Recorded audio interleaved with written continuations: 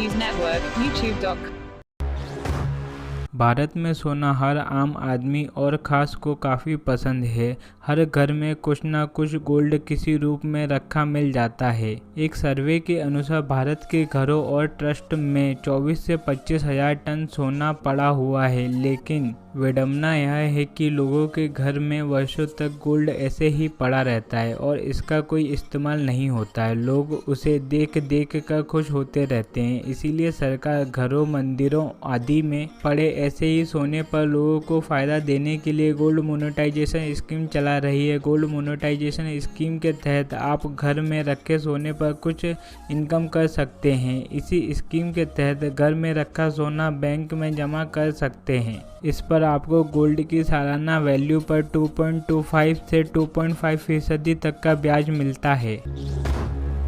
बढ़ती उम्र के साथ भूलने की दिक्कत लगभग सभी को होती है। छोटी छोटी बातें याद नहीं रहती। अब वैज्ञानिक बढ़ती उम्र के भूलने की बीमारी को वापस पलटने के नज़दीक पहुंच चुके हैं। भविष्य में इलाज का ऐसा तरीका सामने आएगा जिससे इंसान बुढ़ापे में भी कोई बात नहीं भूलेगा। इससे हज़ारों लाखों लोगों को फ़ायदा होगा। इंग्लैंड के शोधकर्ताओं ने ऐसी थेरेपी ईजाद कर ली है जो याददाश्त संबंधी समस्याओं का निजात दिलाएगा। दिमाग जिस प्रक्रिया के तहत चीज़ें सीखता है या उन्हें अपनाता है उसे न्यूरोप्लास्टिसिटी कहते हैं। इसी प्रक्रिया से याद बनी रहती है। न्यूरोप्लास्टिसिटी से आप अपने बुढ़ापे में भी याददाश्त को याद रख सकेंगे।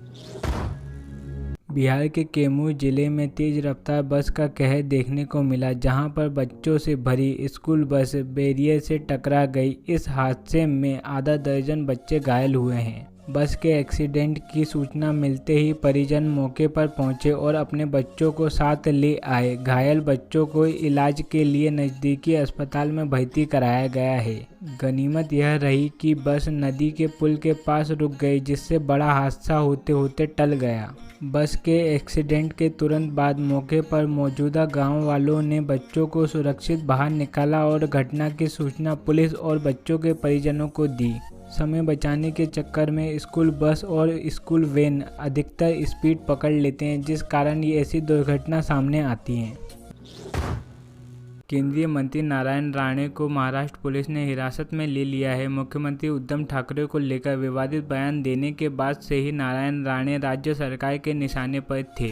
नारायण राणे को चिपलून से हिरासत में लिया गया है। पुलिस के मुताबिक उन्हें गिरफ्तार करने की प्रक्रिया जारी है। आप सभी को बता दें कि मंगलवार सुबह से ये नारायण राणे के खिलाफ शिवसेना के कार्यकर्ताओं द्वारा विरोध प्रदर्शन किया जा रहा था और नासिक में भारतीय जनता पार्टी के दफ्तर में पथराव किया गया था। केंद्रीय मंत्री और बीजेपी नेता नारायण राणे के बयान पर विवाद होने के बाद से ही घटना सामने आने लगी थी। और वहीं केंद्रीय मंत्री नारायण राणे द्वारा रत्नागिरी कोर्ट में दायर की गई अग्रिम जमानत की याचिका खारिज कर दी गई है।